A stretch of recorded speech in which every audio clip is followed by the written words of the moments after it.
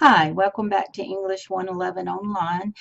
Last week we did a pre-writing exercise for our first essay where you found an article that you were interested in, some practice that is performed in some other part of the world, and you were going to look and see how their cultural beliefs, how their traditions, how their history affected that particular practice. I gave you a sample essay that I had done about acupuncture as a traditional Chinese medicine instead of Western medicine practices.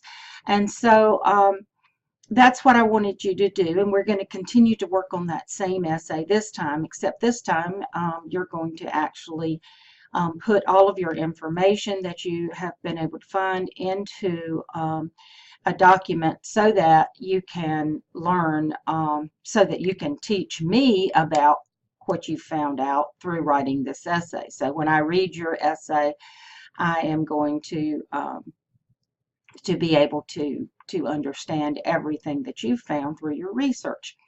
Okay, and that is the key to using Moodle, and the key to learning to write, and the key to going through all these steps that we're learning here is that, hi, welcome back to English 111 Online. This week we're going to continue working on our first essay. Last week we had to put the Padlet assignment in. We had to Hi, welcome back to English 111 Online. This week we're going to continue to work on the same essay that I assigned last week, except last week we learned about being a global citizen, and you did the journal entry answering those questions about what being a global citizen is, and then you found an article that you were interested in about a particular practice that happens in another part of the world, and how their cultural beliefs and their traditions and their history affect that particular practice. I gave you a sample essay to look at. That is my essay on acupuncture and how traditional Chinese medicine is different from Western medicine in that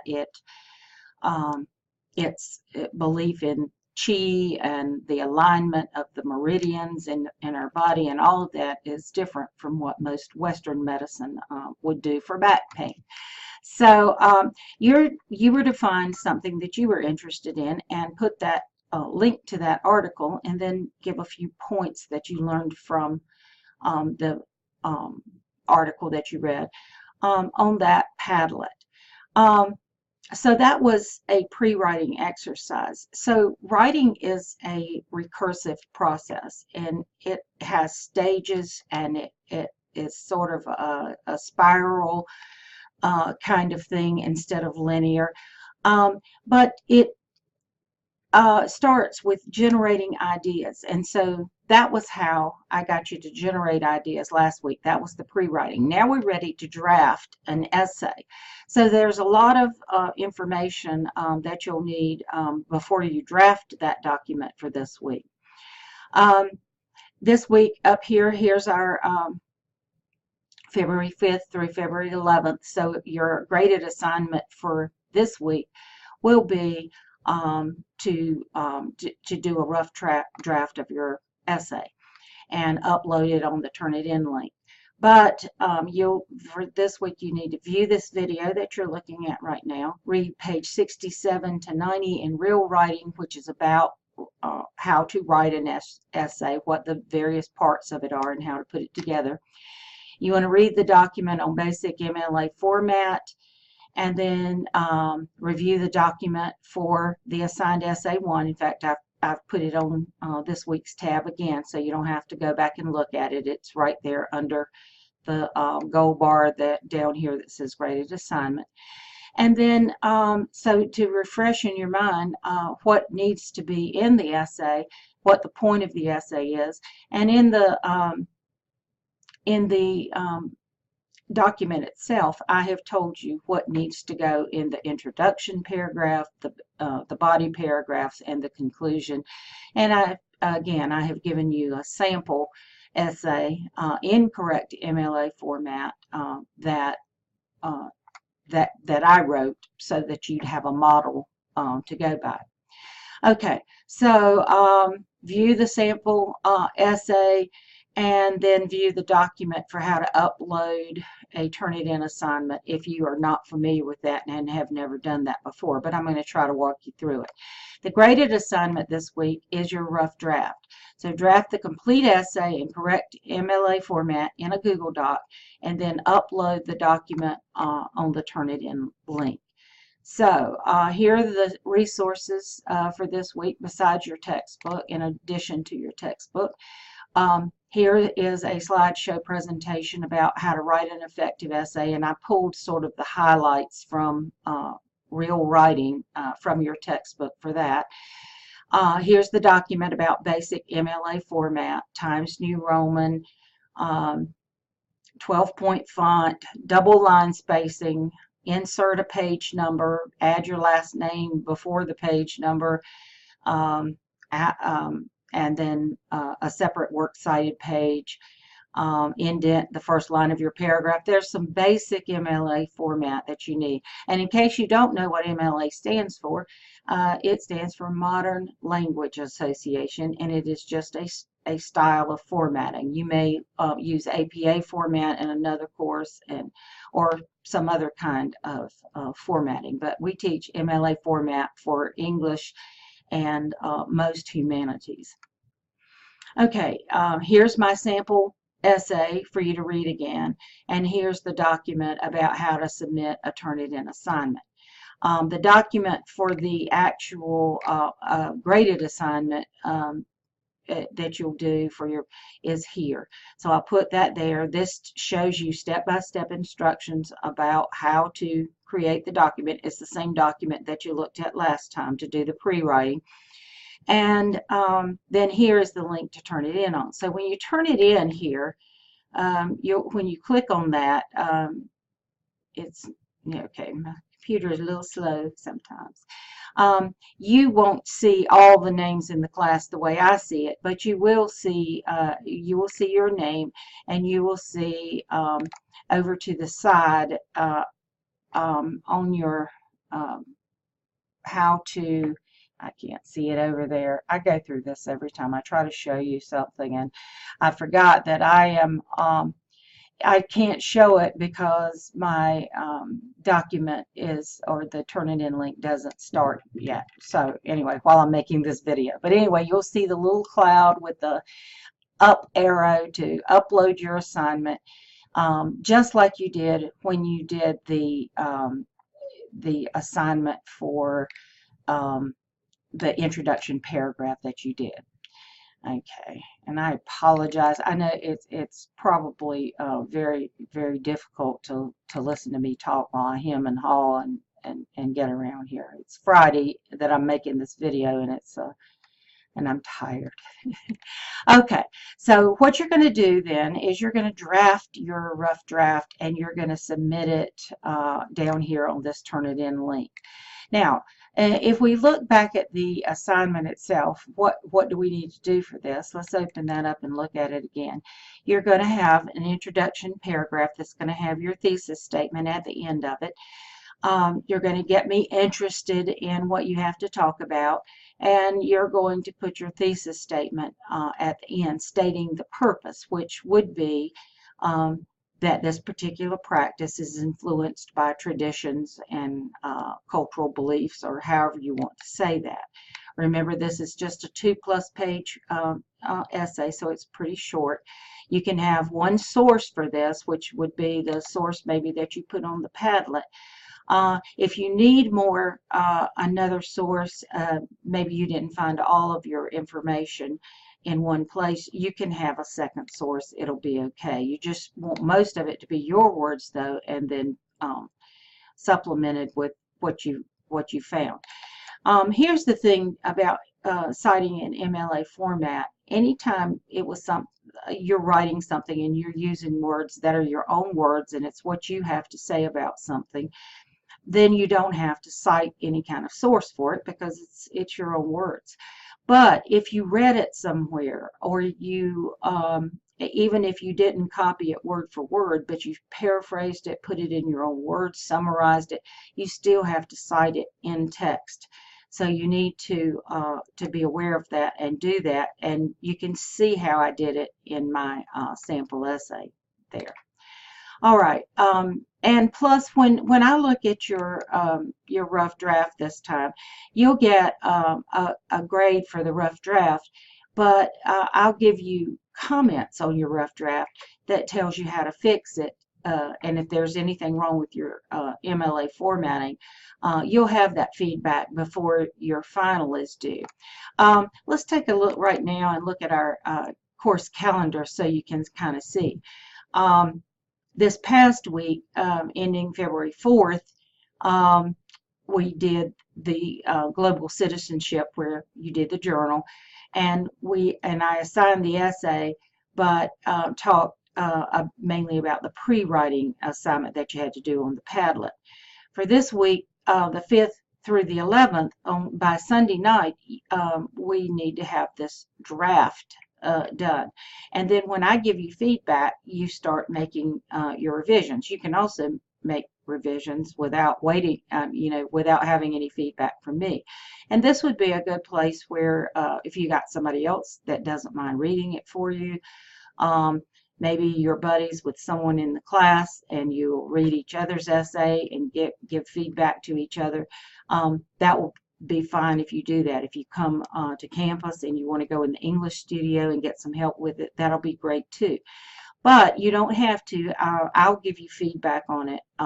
And so by February the 11th, Sunday night, you need to turn in that rough draft. I'm going to get you feedback on that draft as soon as I possibly can so that you can continue working on it, making any revisions, and then on the 18th, your final draft will be due. And then the next week, we'll start with our second essay, and we'll have pre-writing, drafting, and final copy on that as well. You can see how the calendar is set up, that it's that way. We assign it. Then you draft it, then you make revisions, and your final is due, and then we'll go into our cause and effect and so forth. So I had a couple of people ask me about last week on Sunday night, did they have to turn in the full essay? And no, if you look at our calendar, all you had to do was the pre-writing part. This week is the rough draft part, and next week your final after you make your revisions is due. So we'll talk about making the revisions and using the feedback a little later on. Next week in my video, I'll talk about that. Okay, so you got an assignment for the Padlet assignment, and then you'll get a grade for your rough draft assignment, and then you'll get your big grade that counts 10% of your entire grade once you turn in your final. So by the time we get to that point, you should have a really good product, hopefully. So in the essay itself, now that you're ready to actually draft the document itself, you may have already started on this, but just to go over it again, this is what you need in your introduction. Start with a general statement that will get the attention of the readers. Use an in-text citation. If you look up your fact or quotation or whatever it is that you start with, an in-text citation leads your reader back to the works cited page entry. And then you want to narrow down from this attention-getting statement to your thesis statement, which is the point of your essay. And it should address this point that I gave you to address. Explain how a particular practice in another part of the world is affected by the beliefs of the culture of that world. The beliefs, the traditions, the religious views, all of those things that are incorporated. Here's my note. I already said this, but let's say it again. Make sure if you use words directly from the articles that you put them in quotation marks. And even if you paraphrase from the article, try to make them different enough so that it won't be plagiarism. Don't lift it directly from the source. And whether quoting, directly summarizing, or paraphrasing, use that in-text citation to let me know what source it came from. Then when you're ready to do your body paragraphs, in the first paragraph, give some background of the practice. Make sure your paragraph has a topic sentence, which should be the first sentence in your paragraph, that states the purpose of the paragraph. The practice of acupuncture goes back to, over 5,000 years or whatever it is. So that lets me know that that paragraph is going to be about the historical background of it. Body paragraph 2, you're going to describe the practice. So make sure your topic sentence, which is the first sentence of that paragraph, tells me what you're getting ready to talk about. So the practice of acupuncture occurs when a practitioner places sterilized needles in someone's body. And so that sort of thing, and then go on and describe the practice. If you're using a festival or a parade or a religious ceremony or a wedding or whatever it happens to be, then give me some description of that. So since I haven't read it, I haven't looked at any pictures of it in words, I kind of know what it looks like because you've described it for me. The third body paragraph, you want to start with a topic sentence that lets me know what that's going to be about. And that paragraph is where you should explain how the cultural beliefs affect the practice. And so you could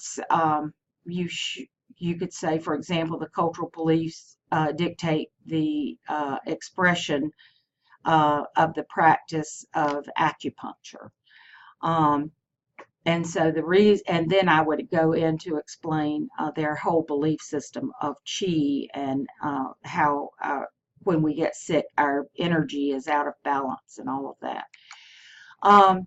And then your conclusion, you want to start with a restatement of your thesis. You don't want to, word for word say it again, but how would you state it in another way to bring your reader back to this is the point that I was trying to make. I hope you got it. And then expand that specific thesis out to a general statement. And again, look at my sample essay that I wrote for you to see how I did that. I may not always give you a sample essay, but I wanted to give you one for this first essay so that you can see how it's done. I will always give you some hints and some models and some suggestions for thesis statements and that sort of thing as we go to other assignments. But for this one, I particularly wanted to do this. Okay, and then you, after your conclusion paragraph, use those checklists in real writing. I put them in the slideshow presentation so you can look at those again. We're not going to get peer review feedback, so I probably will take that out of your assignment sheet. That was for my face-to-face students. So when it says get peer review feedback, you're going to get a grade. You won't be doing that step. But you will be the conference with your instructor for a graded coursework assignment is something that you will definitely be doing by turning in your rough draft and getting my feedback on it. Okay, sorry about that. I should have thought about that I wasn't using the peer review for you. But as I said, if you want to get somebody to read it for you, or if you want to go to the English studio here, if you come to campus for other classes and you want to get that peer feedback or that one-on-one tutorial experience, you can certainly do that. It just won't be a grade for you. Okay, so no problem, right? When you get all of this drafted and you get it into a document that that you feel like is as good as you can get it right now, then you go to the SA1 rough draft, turn it in, and you submit your link there. Again, I will get back to you. I will get the feedback to you as soon as possible. I'll make this my top priority so that you can begin your revisions and work on your final draft, which won't be due until February the 18th.